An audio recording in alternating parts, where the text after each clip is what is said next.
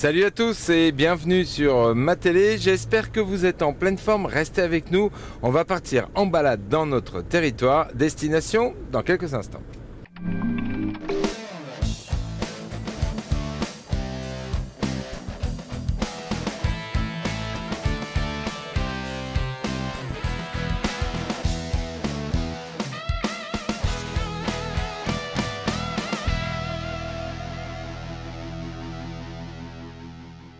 Et oui, c'est à la Capelle qu'on va, ça se passe en tirage et vous me direz qu'est-ce qu'on va découvrir à la Capelle?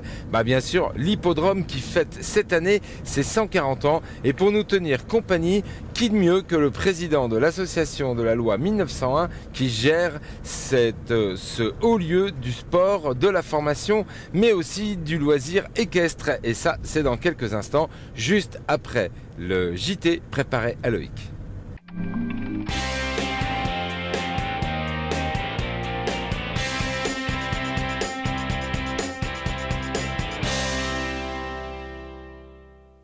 Bonjour à tous, bienvenue dans cette édition du mercredi 26 mars. Les compagnies de théâtre saint-quentinoises amateurs organisent des visites suite à la réouverture du théâtre Jean Vilar. Ce soir, les tréteaux errants vous attendent à 19 h et une autre compagnie, le théâtre de Grimelou, à 20 h 30 pour vous faire découvrir ce lieu remis à neuf avec une visite insolite. Ce mercredi débute le troisième volet de l'exposition Pastel à la galerie de l'espace Saint-Jacques. Ce volet s'appelle Expérimentation et il regroupe le travail d'artistes contemporains ne travaillant pas habituellement sur le pastel. Ces plasticiens se sont appropriés cette technique pour vous surprendre par leur créativité. Samedi 29, vous pourrez également profiter d'une visite guidée de cette exposition à 14 h. L'ensemble lyrique Théa Cabot prépare une représentation samedi 29 mars à 20 h 30. Ce concert aura lieu à l'église réformée de Saint-Quentin, 1 rue du Docteur Claude Mérès. Vous allez pouvoir y découvrir donc notre chorale, l'ensemble lyrique Théa Cabot, et en inviter une chorale des Pays-Bas qui s'appelle Musica Vincit. Nous allons être accompagnés par l'orchestre Cordaté, des musiciens également venant des Pays-Bas. Et vous pourrez y entendre des œuvres de Mozart, Rossini, Wagner, Mendelssohn et bien d'autres encore. Les billets pourront être retirés sur place à partir de 19 h 30 samedi. Vendredi, la bibliothèque Guy de Maupassant vous propose un tout nouveau rendez-vous pour partager votre plaisir de la lecture où vous pourrez présenter tous vos coups de cœur. Rendez-vous vendredi à 18 h. Du 8 au 11 mai prochain, Saint-Quentin se transformera en une gigantesque scène de spectacle pour le festival Saint-Quentin en scène, l'occasion de voir à Saint-Quentin des grands noms de l'humour et de la chanson. Alors l'originalité de ce festival, c'est que 90% des spectacles sont passés cet été à Avignon. Par exemple, je pense à Julien Courbet, Denis Maréchal, Verino, je pense à Farid Kider. Et ensuite, il y aura des créations. Anthony Cavana présente son nouveau spectacle au Splendide. Didier Gustin fait une création à Saint-Quentin. Et pour la première fois sur scène avec 11 musiciens, jazz, gospel, dynamique, R&B, enfin je ne sais pas s'il fait du R&B, en tout cas c'est le gagnant de The Voice, Johan Frégé, qui nous fera l'amitié de nous présenter son premier concert. Ça c'est un scoop. C'est vraiment un scoop. Lors de ce festival aura également lieu un grand casting national de nouveaux talents avec des sélections, des demi-finales et des finales. Si vous pensez être à la hauteur pour relever ce défi et vous produire sur scène, quel que soit votre talent, contactez l'Office de tourisme au 03 23 67 05 00. On termine cette édition avec quelques offres d'emploi sur le territoire. Une jeune entreprise promouvant la viande du terroir est à la recherche de 10 vendeurs indépendants sur le Saint-Quentinois, une offre qui vous permettra de cumuler votre emploi avec celui-ci. Cette offre propose également une rémunération évolutive avec possibilité de CDI en plus d'une formation et d'un accompagnement. Une filiale d'un groupe international spécialisé dans le domaine de la métallurgie recherche un responsable qualité, sécurité, environnement. Vous devrez garantir la conformité des produits. Vous serez le lien entre l'entreprise, ses clients et ses fournisseurs pour tous les problèmes de non-conformité. Pour ce poste, vous devez avoir une formation de type BTS qualité et justifier d'une expérience significative dans le domaine industriel et métallurgique. Vous devez également maîtriser l'anglais. Une société internationale basée en Picardie recherche un dessinateur SolidWorks. Vous devrez réaliser des plans 3D et rechercher des solutions techniques. Vous travaillerez avec le service recherche et développement. Vous devez avoir une dizaine d'années d'expérience. Si l'une de ces offres vous intéresse, n'hésitez pas à contacter la Maison de l'Emploi et de la Formation au 0800 00 200. Cet appel est gratuit. Dans le bus, Bertrand va vous faire découvrir l'hippodrome international de La Capelle. Merci à tous d'avoir suivi cette édition. À demain. Merci beaucoup Loïc, j'espère que ces informations vous seront bien utiles. Alors ça y est, maintenant on prend la route, on part direction La Capelle à la rencontre de Jean-Luc Aigret. Il est le président de l'association qui gère ce magnifique lieu de sport et de loisirs. Allez, c'est parti pour la rencontre avec Jean-Luc. Alors comme je vous l'avais dit, on est maintenant à La Capelle en compagnie de monsieur Aigret. Jean-Luc, bonjour. Bonjour. Jean-Luc, vous êtes le président de cet hippodrome. Pourquoi il y a un président dans l'hippodrome de La Capelle? Eh bien tout simplement parce que tous les hippodromes de France sont gérés par l'association Loi 1901 à but non lucratif. D'accord. Donc c'est pas propre à La Capelle, tous les hippodromes sont gérés de cette façon-là. Donc dans chaque association, sur chaque hippodrome, vous avez un président, un conseil d'administration et comme nous tous, nous sommes tous bénévoles. Hein, donc c'est la passion qui nous motive à chaque fois, chaque dimanche et tout au long de l'année. Et c'est une véritable passion. Alors justement, cette passion, vous l'avez eue à quel âge? Parce que forcément, il faut aimer le monde du cheval, hein, Jean-Luc. Ben, j'ose pas vous le dire tellement ça fait de temps, hein, mais je vais quand même vous le dire, ça fait 50 ans. 50 ans. Ça fait 50 ans. J'ai commencé comme tout jeune commissaire suite à un très grave accident de chute de cheval. Et je ne pouvais plus remonter à cheval. Et là, le président de la Société des courses de Guise m'a demandé de venir les retrouver. Et je me suis trouvé très rapidement comme commissaire de course, comme je connaissais ce qu'était un cheval. Donc ça m'a permis de rentrer dans le bain tout de suite. Il y a une forte tradition du cheval, surtout dans notre région, dans le département et en Thiérache en particulier. Et puis il y a, si vous voulez, une tradition, parce que nous étions la troisième région d'élevage en matière de chevaux de course, hein, derrière la Normandie et la basse et la haute Normandie. Mais il faut être honnête que la différence entre ces deux régions-là et nous était quand même importante. Ouais. Mais on est les troisièmes. Ah, et on l'est toujours aujourd'hui? On l'est toujours aujourd'hui. Ah oui, donc ça je savais pas. Oui. Je savais pas qu'il y avait vraiment Une tradition. une vraie tradition Tout ici. à fait. Alors Jean-Luc, merci beaucoup de nous accueillir ici dans ce lieu qui aujourd'hui est magnifique par son architecture, par les infrastructures, par les techniques qui sont employées. Il y a beaucoup de choses qu'on va découvrir dans cette émission. Les pistes que l'on voit là derrière nous, certaines sont uniques en Europe. Hein. L'anneau de vitesse, entre autres, est unique en Europe. Hein. Tout à fait. Donc on va en parler tout à l'heure. Moi je voulais juste vous demander d'abord, Jean-Luc, est-ce que ça a toujours été comme ça, cet hippodrome? Non. Alors, non, ça n'a pas été aussi moderne, mais l'empêche que, à l'origine, tout à fait à l'origine, c'est venu d'une chose tout à fait extraordinaire, à savoir que deux éleveurs, deux herbagers, c'est-à-dire que deux éleveurs qui produisaient du lait, avaient l'un et l'autre un cheval avec une calèche et ils ramassaient le lait. Et puis l'un et l'autre se disant ayant le meilleur cheval.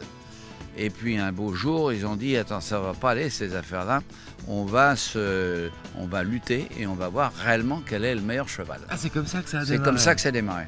Et ça a démarré sur cette pâture qui était ici. Ici même? Ici même. Ici même devant nous? Voilà. Donc on est en quelle année là? 1870? On est en 1870. Ah oui, quand même. Hein. Et là, il y a eu ce grand match, si vous voulez, entre ces deux herbagers. Et l'un d'eux a bien gagné, etc. Et puis, suite à cette chose-là, il y en a eu un deuxième, puis un troisième match. Et puis, l'affaire a été, si vous voulez, bien organisée par la suite. Et on a créé cet hippodrome. Alors Jean-Luc, ici dans cet hippodrome, 1er août 1874, première course. Tout à fait. Donc ça a été un très grand moment et très original, très spécial, hein, puisque on a eu un public extraordinaire à l'époque, et il faut reconnaître que c'était une des toutes premières organisations de cette manifestation, et on a eu un public tout à fait énorme, et ça a été une grande satisfaction que d'organiser cette grande course. Alors à l'époque, il y avait déjà des manifestations dans toute la France ou... Dans toute la C'était déjà structuré en fait.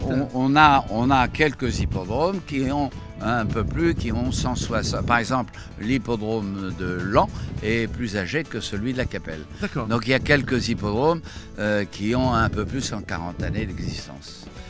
Alors donc ça c'est 1874, 10 000 personnes sont venues de tout le nord de la France. Et alors dès le départ on pariait. Dès le départ le pari existait. Tout à fait. Mais les courses on le jouait sur l'hippodrome. Sur l'hippodrome, d'accord. Bon, bien sûr on pouvait pas, il n'y avait pas de PMU, il n'y avait pas de tiercé, tout ça c'est venu bien après. Tout à fait. On va en parler. Ce qu'il faut rappeler à nos amis téléspectateurs, c'est qu'en fait le monde du cheval est très ouvert à tout le monde, hein. Venir passer une journée ici à la Capelle, c'est vraiment profiter d'une journée en famille, une journée festive. Ah ben toujours pour la simple et bonne raison, c'est que c'est un élément de grande émotion, si vous voulez. Vous n'êtes jamais sûr de gagner. C'est pris quand vous êtes dans une vous êtes absorbé par cette compétition, ce qui fait que ça motive un petit peu les choses. Voilà, alors on va vous expliquer, vous donner quelques informations, quoique, hein, mais en tout cas montrer à tous que c'est accessible à tous, que ces courses, pas la peine forcément de s'y connaître et d'être un spécialiste pour pouvoir venir ici passer une journée, oui, et finalement passer une très bonne journée, hein. Essayez de nous expliquer un peu les différents types de courses qui existent. Alors il y a trois sociétés. Hein, la première société, c'est France Gallo. D'accord. Hein, donc ce sont essentiellement que des courses de pur sang. D'accord. Et ensuite, vous avez une autre société qui fait du steeple, hein, donc ce sont des obstacles. Hein. Et puis ensuite, vous avez la société, celle qui nous intéresse et dont on fait partie, qui est le trot. D'accord. Alors Jean-Luc, on va continuer un petit peu à découvrir un peu cet hippodrome ensemble.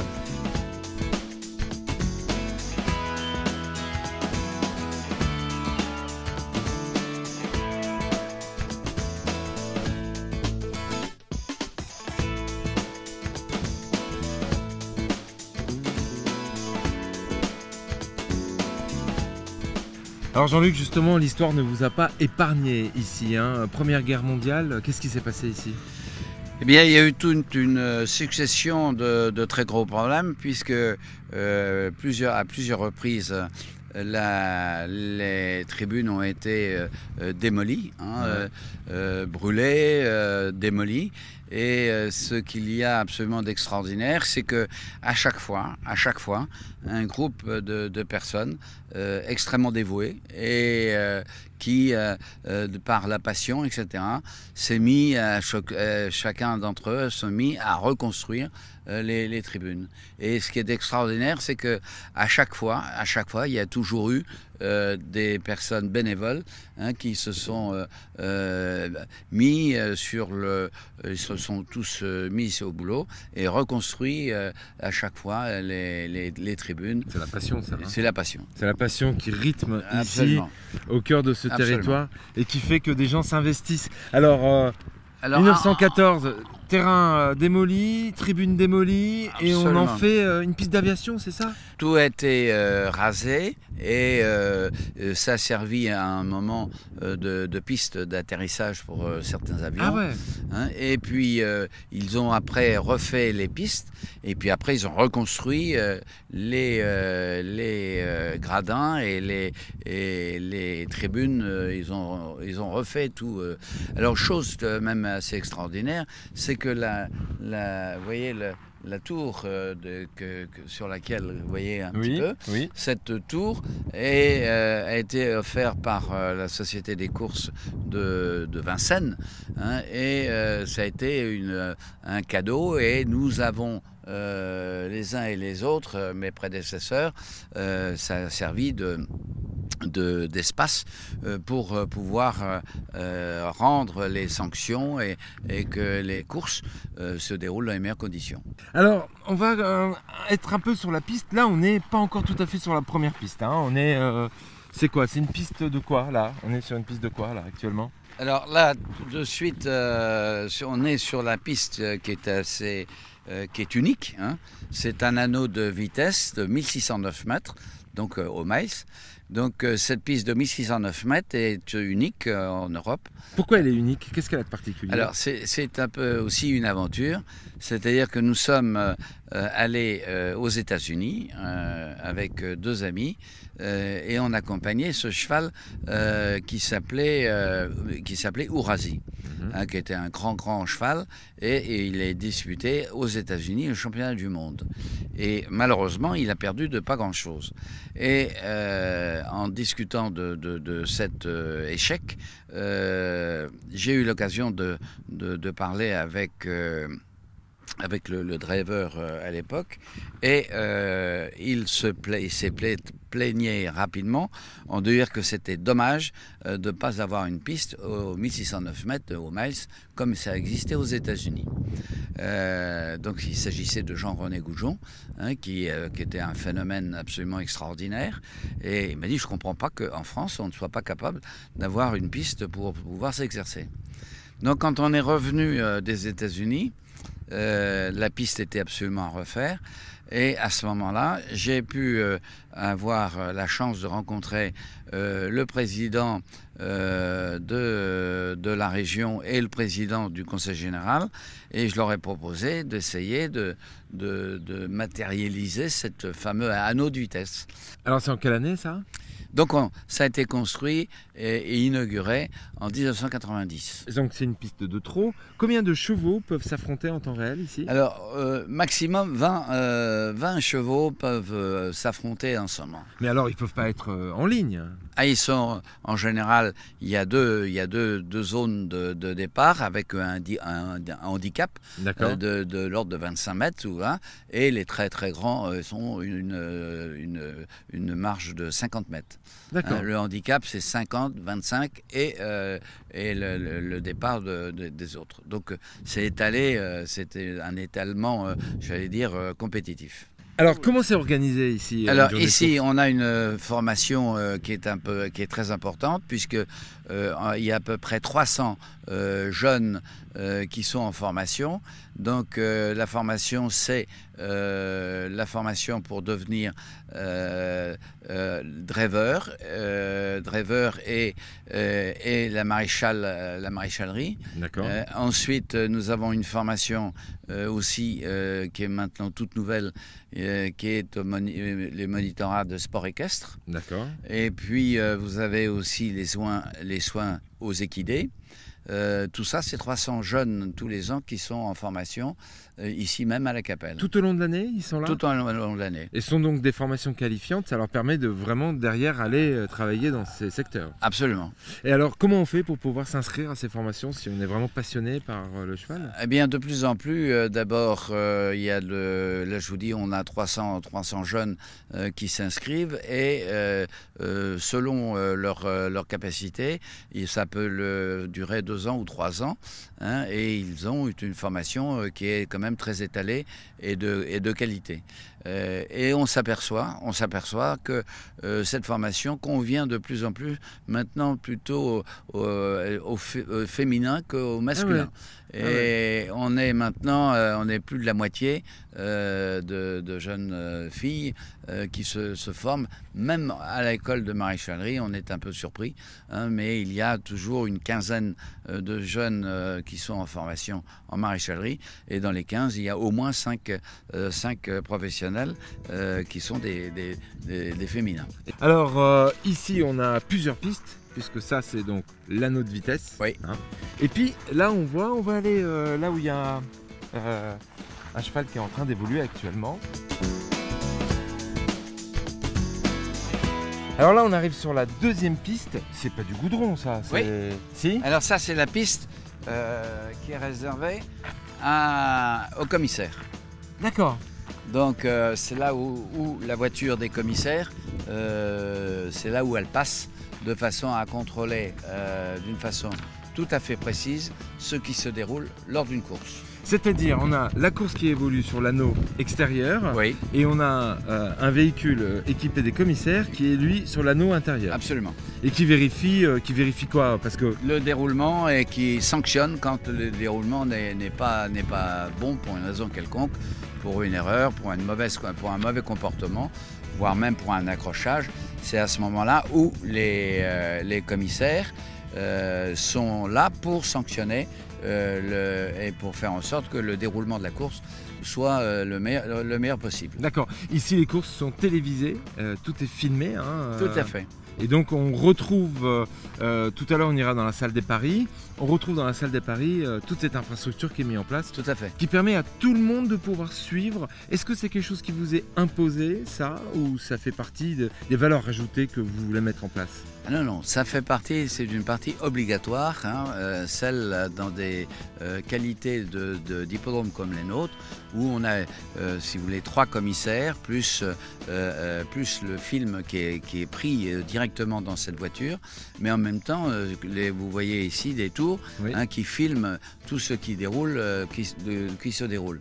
Ce qui fait que les turfistes, les amateurs de course, peuvent se faire, on peut leur montrer toute la façon dont les courses se déroulent et dont les sanctions éventuellement sont apportées. D'accord. Alors revenons un petit peu dans l'histoire de cet hippodrome. Deuxième guerre mondiale, à nouveau, vous êtes touché, toutes les tribunes disparaissent, tout le travail qui a été fait en 1920 redisparaît à nouveau. J'ai même lu que l'armée française s'était implantée ici. Tout à fait. L'armée française s'était installée ici et il y a eu un hôpital militaire dans les anciennes tribunes. Donc forcément les Allemands ils ont bombardé. Après. Voilà. Ouais. Donc ça a été complètement rasé, on a reconstruit et j'ai connu la première tribune avec les 4 clochers, les 4 tribunes spéciales, si vous voulez, qui ont été construites à ce moment-là. D'accord, donc vous avez fait vos premières armes ici. Oui. Votre souvenir le plus lointain remonte à quelle période? Mon souvenir le plus lointain remonte à 50 ans. Ah Donc ouais. c'est pas une petite affaire. Ah, c'est pas une petite affaire, vous avez dû en voir des choses ici, hein. Des évolutions. Est-ce que vous avez marqué votre empreinte, votre présidence? Ah bah ça a été marqué, oui forcément. Parce que aujourd'hui j'ai été pendant, si vous voulez, 5 ans à Guise, puis après ici à la Capelle.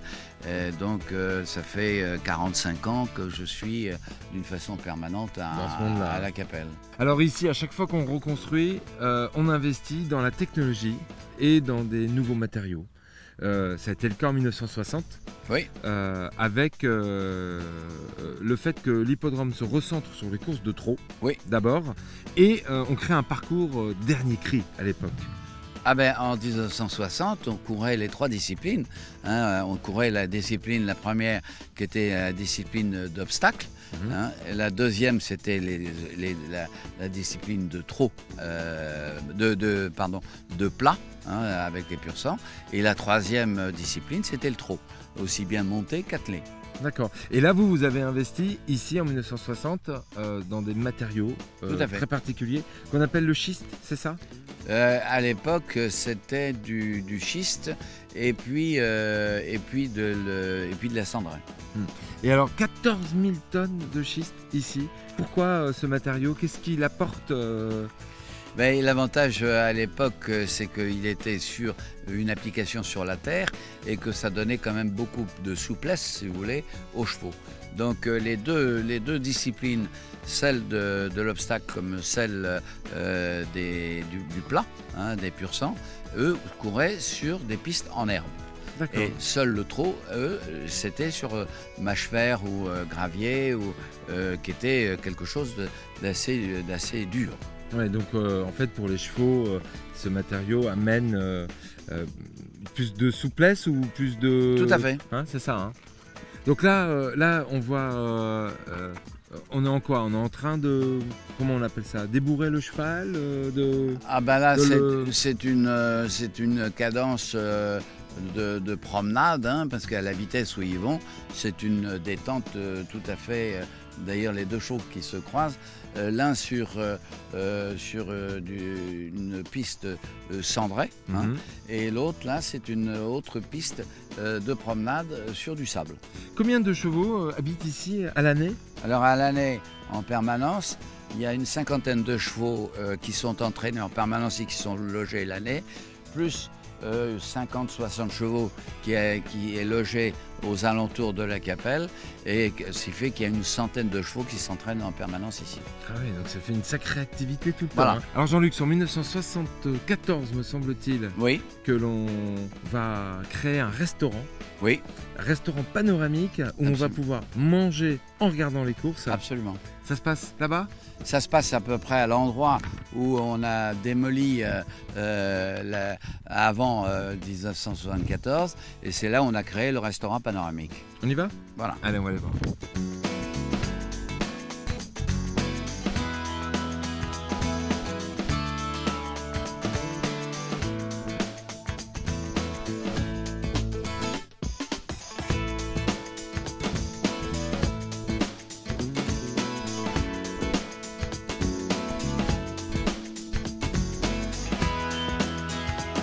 Alors on se retrouve maintenant dans le restaurant panoramique. La première création de ce restaurant date de 1974. C'était pas comme ça à l'époque. Absolument. Ça a été construit, le restaurant panoramique était le premier restaurant construit en 1874. Hein, et avec les moyens du bord, ils ont fait une installation qui était quand même bien originale pour ça, mais sur des gradins. Ce qui fait que c'était juste bon pour les gens qui étaient installés, le public était installé dans les gradins avec une table. Donc on ne pouvait rien faire d'autre que de recevoir les habitués, si vous voulez, qui venaient pour les courses, et vous ne pouvez pas faire autrement. Alors depuis 2008, eh bien là on a refait complètement, on a rasé les anciennes tribunes. Encore une fois. Encore une fois. Hein, donc pour la 4e fois, hein, depuis 140 ans. Et là, on a fait un restaurant panoramique à plat, avec un maximum d'écrans de télévision. Donc c'est là où les images étaient retranscrites, et des gradins pouvant permettre, si vous voulez, que des personnes peuvent se déplacer pour aller voir les courses. Alors il faut réserver pour pouvoir venir manger ici? Il vaut mieux réserver. La fréquentation maintenant est quand même très importante, et on arrive à un coefficient de remplissage qui est quand même très important. Alors quels sont les mets que l'on découvre ici? Forcément, le territoire est présent ici. Hein. Le territoire est Maroilles. Maroilles, oui, forcément en dessert, mais l'empêche que la restauration est de très bonne qualité, et je pense sincèrement que c'est peut-être le restaurant panoramique qui est de plus grande qualité à l'heure actuelle, peut-être en France. Ah oui, carrément, en France. Carrément. D'accord. Alors, quand on vient ici, en fait, on voit cette vue panoramique, hein, ça porte son nom, magnifique. On peut venir ici et on peut venir en famille, mais aussi avec ses collaborateurs de travail. Il y a des entreprises, par exemple, aussi, je suppose, qui peuvent... Ah oui, alors ici... Parce que c'est vraiment l'occasion de passer une très bonne journée voilà. tous ensemble ici. C'est l'occasion de passer une excellente journée ici. C'est l'occasion pour certaines entreprises de pouvoir louer, même en dehors du restaurant, un des salons que je vais vous montrer tout à l'heure, louer à des entreprises qui invitent et qui reçoivent et en même temps qui découvrent ce qu'est nos installations, ce que sont nos installations. Et en général, ça marche très bien et tout le monde passe un très bon moment et surtout de qualité de restauration. Alors une journée de course hippique, ça commence à quelle heure? Ça se termine à quelle heure pour le public? Alors en général, s'il y a une visite avant, ça se passe en général vers 11h du matin, où on fait une visite générale, on leur montre les box, de la façon dont les chevaux sont installés, de la façon dont ils peuvent s'entraîner, de la façon dont il y a la formation par l'intermédiaire de la MFR, de l'école de maréchalerie, etc. Pour midi, les personnes viennent s'installer au restaurant panoramique ici. Et puis tout à fait au début, vers 13h30, il y a des chevaux qui commencent à s'entraîner. Et à 14h, les chevaux se mettent en route. Les premières compétitions ont lieu vers 14h. Jusqu'à, en moyenne 18h. 18h, ah oui, d'accord. Donc il n'y a quasiment pas de temps mort entre deux. C'est animé sur toute l'après-midi. C'est animé et puis l'animation se fait parce que vous avez des chevaux qui sont en permanence sur l'hippodrome. Vous avez des engins comme celui que vous voyez qui arrosent les pistes en permanence. Ouais. Vous avez des tracteurs qui font en sorte que la piste est toujours au top. Et à ce moment-là, on enregistre des chronos de très bon niveau. Alors en 2008, c'était une journée mémorable, cette inauguration de ce complexe. Oui. Il y avait même les gardes républicaines qui étaient présentes, me semble-t-il.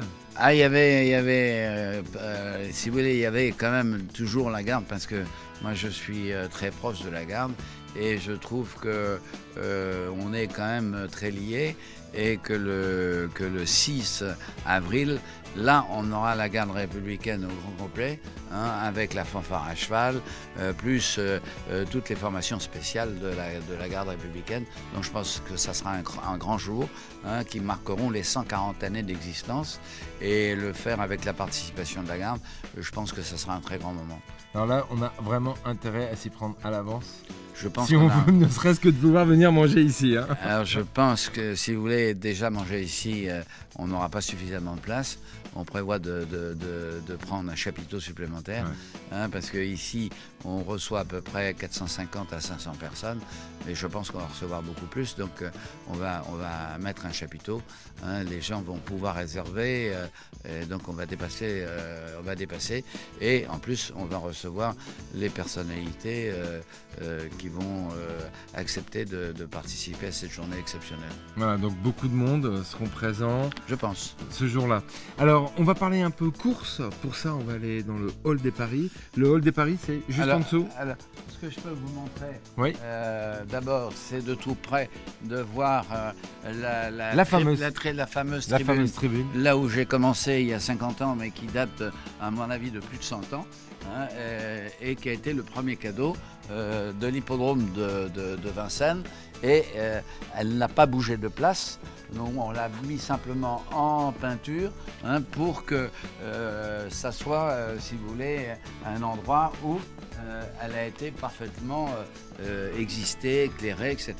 Donc c'était à cet emplacement. À cet emplacement. C'est là que vous avez démarré, vous. C'est là où moi j'ai démarré, il y a 50 ans. Il y a 50 ans. Que d'histoire pour passer de ça à là où on se trouve aujourd'hui. Ah bah c'est toute une histoire absolument extraordinaire. Toute une vie d'implication autour de ce monde du cheval. Absolument, du monde des courses, du cheval et de toute cette transformation, si vous voulez, qui a permis à ce que les choses se déroulent aujourd'hui dans un climat de haute compétition.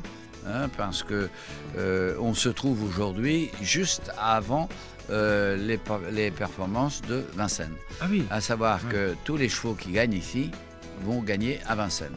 D'accord. Donc c'est des bons tuyaux là. Là, ce sont à la fois les bons tuyaux et puis, si vous voulez, c'est des endroits où 3 ou 4 fois par an, on a des compétitions qui intéressent des chevaux, des compétitions internationales avec les meilleurs chevaux qui viennent des pays du nord de l'Europe, etc., en compétition ici. D'accord, donc en fait, il y a énormément de gens qui viennent de partout, de toute l'Europe. De toute l'Europe. Qui viennent en compétition. En compétition. Ah oui, d'accord. Et ceux qui gagnent ici, ça arrive assez souvent, gagne le prix d'Amérique. Qu'est-ce que l'on voit dans la partie centrale là-bas? Dans la partie centrale, avec ces magnifiques platanes, vous avez un caveau, hein, qui est le caveau d'un de mes prédécesseurs. Et il a eu l'amabilité de se faire enterrer là, de façon à pouvoir entendre les bruits des chevaux qui s'entraînaient sur les pistes, et surtout l'amabilité de me laisser suffisamment de place, soit à droite, soit à gauche. Mais j'ai tout ce qu'il faut chez moi, donc c'est pas là où je me ferai enterrer. Puis pas tout de suite, je crois que tout le monde a encore besoin de vous ici. Hein. Alors ici... Le kiosque là, c'est quoi? Alors, le kiosque, c'est un kiosque dans lequel on boit, on consomme de la bière et des choses comme ça. Mais ce qui est tout à fait intéressant, c'est ce magnifique bâtiment que vous avez en face là. Oui, oui. C'est la station des haras. D'accord. Donc c'est là où les étalons, il y a 3 ou 4 étalons, c'est là où il reçoit les juments pour les saillies, hein, du mois de février jusqu'au mois de juin.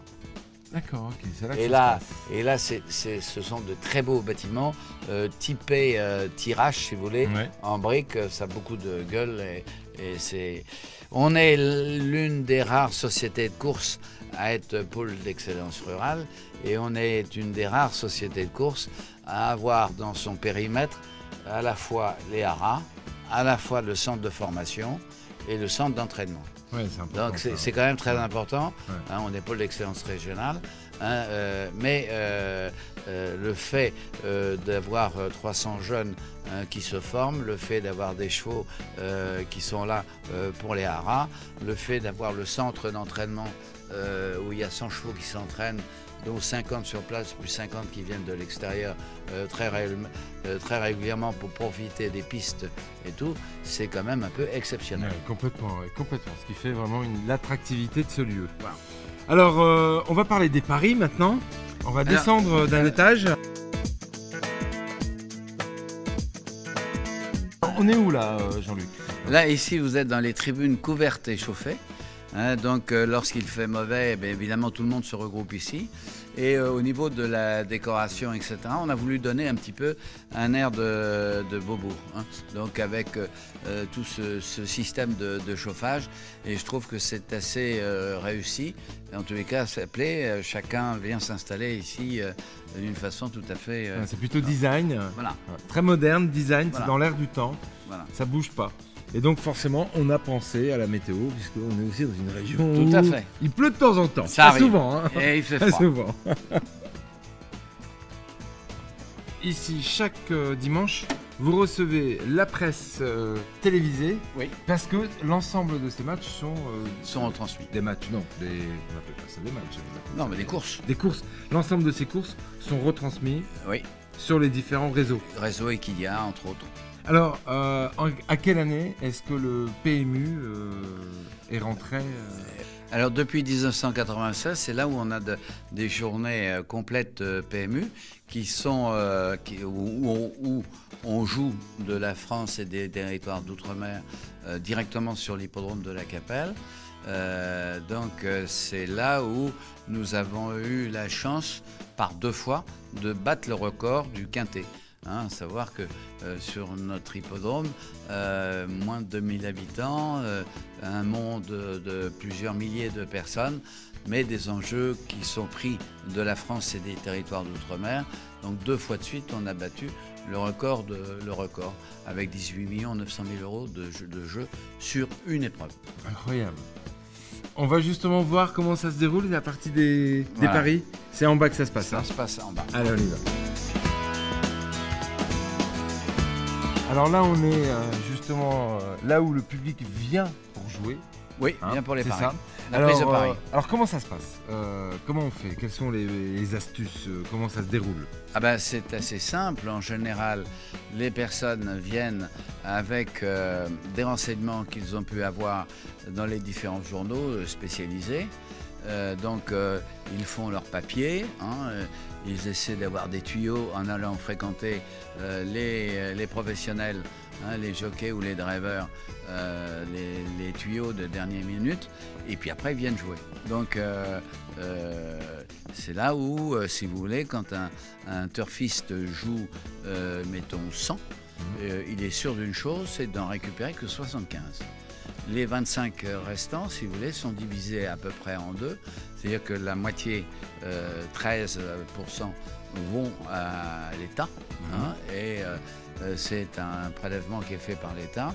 Et puis les 12%, c'est le prélèvement qui est fait qui sert à toute l'institution des courses. D'accord. Ça veut dire que le journaliste, le turfiste, c'est lui seul qui alimente, si vous voulez, toute l'institution des courses. D'accord. Alors la filière est quand même importante, si vous voulez, parce que aujourd'hui, l'ensemble de la filière course, élevage, etc., c'est 70 000 personnes sur tout le territoire français. C'est énorme. Donc c'est énorme. Et si vous voulez, ce pari mutuel, cette organisation qui est unique en France et que nous avons essayé de donner dans d'autres pays, c'est une situation tout à fait extraordinaire parce que ça fonctionne très bien et cette répartition par le pari mutuel fait que tout le monde y trouve quand même son compte. Mais c'est quand même un peu particulier ce fonctionnement-là en France. Vous dites qu'on a essayé de le réimplanter dans d'autres pays. Oui. Parce que en Belgique, par exemple en Espagne, en Italie. Mais quand nous offrons à la Belgique des courses, si vous voulez, le pari mutuel s'organise comme chez nous. D'accord, ok. D'accord. Alors, est-ce qu'on peut jouer jusqu'à la dernière, jusqu'avant la ligne d'arrivée ou non? Avant que ça parte, c'est clos. Au moment du départ, dès que le starter a baissé son drapeau, c'est fini. Il y a sirène, c'est fini. C'est fini. Voilà, on ne peut plus jouer. Est-ce qu'on peut jouer par Internet aussi? Parce que vous avez dit que forcément tout le monde peut jouer en ligne. Tout à fait. Tout le monde peut jouer et on joue lors de réunions premium, c'est-à-dire PMU, de la France et territoires d'outre-mer ici.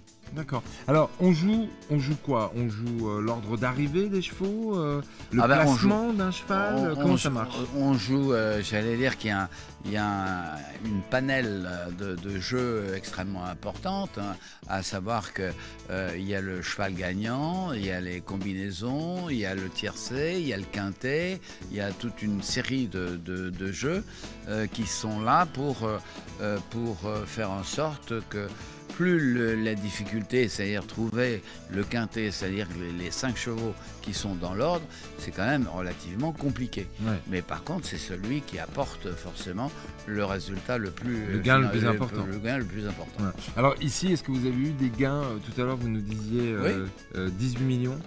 Oui. Ça, c'était. Non, mais c'est sur le plan national. Nombre, voilà, sur le plan national. Ici, les gains le plus important. Je ne peux pas vous donner de chiffres bien particuliers, mais ici, quand on est en PMH, c'est-à-dire que la prise de pari exclusivement hippodrome, on est à 150 200 000 euros. Ah oui, quand même. Ouais. Ah oui, quand même. Ah donc, oui. Il y a de quoi créer des petites fortunes. Il y a de quoi créer. Alors, tout le monde peut jouer. Tout le monde peut jouer. Il faut être majeur. Majeur. Voilà, majeur. Et faut pas avoir d'addiction au jeu non plus, quoi. C'est un peu ce qu'on explique aussi, un peu comme dans les casinos, en disant. Oui, mais c'est assez difficile à détecter, parce que dans un casino, ceux qui se font interdire de jeu, ils peuvent plus rentrer. Ici, on peut pas. Tandis que là, c'est un peu plus difficile. Ici, on peut pas. La mise minimum, c'est combien? C'est 1 euro. Mais par contre, la mise maximum, on ne peut pas toucher, si vous voulez, plus de 3 000 euros. D'accord, ok. Mais ici, je peux venir passer une journée avec 50 euros en poche, je vais pouvoir participer sur toutes les courses. Absolument. D'accord. Donc, en même temps, avec le circuit que l'on a, vous pouvez jouer sur d'autres hippodromes. L'idée à l'heure actuelle, de la façon dont nous sommes organisés, c'est qu'un turfiste peut jouer sur un hippodrome de plat, un hippodrome de steeple. Et l'hippodrome de la Capelle. D'accord. Le souci, c'est que quelqu'un va venir jouer, mettons, 50 euros, et c'est remis en cause en permanence, si vous voulez. Il gagne, il perd, et puis il peut gagner beaucoup d'argent, et puis voilà. Jean-Luc, en tout cas, merci beaucoup de nous avoir accueillis ici, au sein de cet hippodrome, de cet espace magnifique. Alors, ce que je peux vous montrer pour finir, c'est le salon du président. Ah oui, comme ça, on finit là-bas. Allez, c'est parti. Jean-Luc, pour terminer cette émission, merci d'abord de nous avoir un peu ouvert toutes les portes de cet hippodrome qui est vraiment un écrin. Hein. C'est quelque chose d'un peu exceptionnel, tant sur le niveau technique que sur l'entretien, que sur les innovations qui ont été entreprises ici depuis des années. Ces pistes qu'on a découvertes, cette particularité qui est unique en Europe. Qu'est-ce qu'il faut souhaiter pour cet hippodrome pour les années à venir encore ? Le plus grand souhait que l'on puisse espérer, c'est que l'équipe qui m'entoure dure le plus longtemps possible, d'une part, et d'autre part, eh bien, qu'à un moment ou à un autre, elle soit remplacée par des personnes qui ont autant de passion que nous avons eu au cours de ces nombreuses années. Je crois que c'est le plus grand souhait, le plus grand désir que l'on peut avoir, c'est que la transmission de nos responsabilités se fasse dans les meilleures conditions possibles et avec des personnes qui sont aussi passionnées que les 140 années dernières. Donc il faudra forcément qu'on trouve, et je suis persuadé que si on nous prête vie encore, eh bien, on aura la chance d'être entouré de personnes aussi passionnées que nous. J'en suis sûr, en tout cas c'est ce qu'on vous souhaite. Quelques dates à retenir, la saison vient de redémarrer dimanche 9 mars. Des réunions, pas tous les dimanches, mais presque. On peut, si on veut connaître l'ensemble des dates des réunions hippiques ici, venir sur le site internet ? À venir sur le site internet, avoir toutes les informations dans les différents journaux. On a une presse qui est quand même très proche de nous. Et puis, dès que vous rentrez sur l'hippodrome, vous avez la possibilité d'avoir les calendriers avec toutes les courses, puisque maintenant, nous avons aussi quand même pas mal, un tiers de nos courses en semaine, hein, compte tenu du fait qu'on est un des maillons les plus importants de France, donc on court même maintenant en semaine. Donc ce sont des courses essentiellement premium, hein, donc avec la prise de Paris sur la France et le territoire d'outre-mer.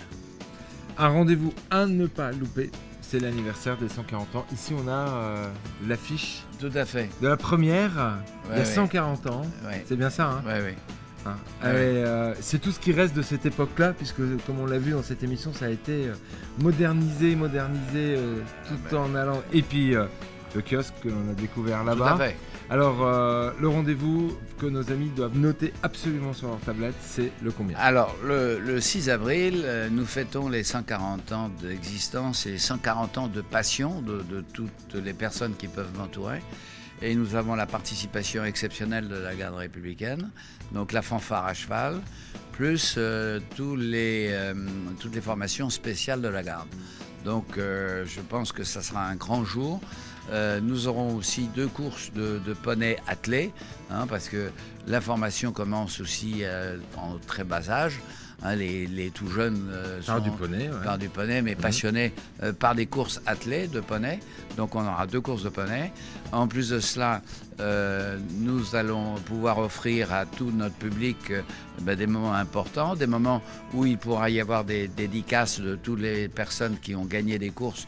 Il y aura un endroit bien prévu juste au rond de présentation où ceux qui ont gagné une course pourront dédicacer les programmes des personnes qui seront là. Nous aurons aussi des manifestations pour les enfants, pour les jeunes, etc. Avec exceptionnellement aussi une nouvelle association que nous avons créée dans le cadre du pôle d'excellence rurale avec les routes du Maroilles. Donc les attelages seront présents ce jour-là. Et nous avons créé la dernière association, le Jumping Anti-Rash. Donc nous allons, si tout va bien, créer une très belle carrière où on fera concurrence à des jumpings comme celui de Chantilly.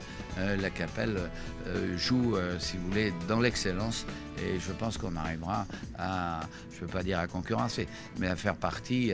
D'abord, on sera les seuls dans le département de l'Aisne à avoir une installation qui permettra de recevoir des concours hippiques 3 étoiles. Eh ben, merci beaucoup de cette passion, merci du temps que vous nous avez accordé. Alors que vous soyez amateur, professionnel, turfiste de haut niveau, de petit niveau, en famille, si vous aimez simplement le monde du cheval ou si vous aimez venir passer une journée mémorable, une journée inoubliable, venez ici à La Capelle, à la découverte de cet hippodrome et de cet univers qui est un univers vraiment particulier. Hein. C'est vraiment quelque chose de différent. Hein. On va pas, c'est pas comme un match, c'est pas comme un événement sportif. Hein. C'est vraiment différent. C'est complètement différent et un de nos soucis, c'est de mettre en valeur tout ce magnifique bocage qu'est la Thiérache. Et vous voyez ici, devant les tribunes et devant les endroits, vous voyez ce bocage à perte de vue. C'est quand même quelque chose d'assez extraordinaire. Et d'avoir plus de monde sur l'hippodrome qu'il y en a en ville, je pense que c'est aussi une particularité très singulière de La Capelle. Mais c'est bon pour tout le monde, ça. C'est bon pour l'économie, c'est bon pour notre territoire, pour c'est bon pour tout le monde. Jean-Luc, merci beaucoup. Mais je vous en prie. À bientôt. Merci. Très bien.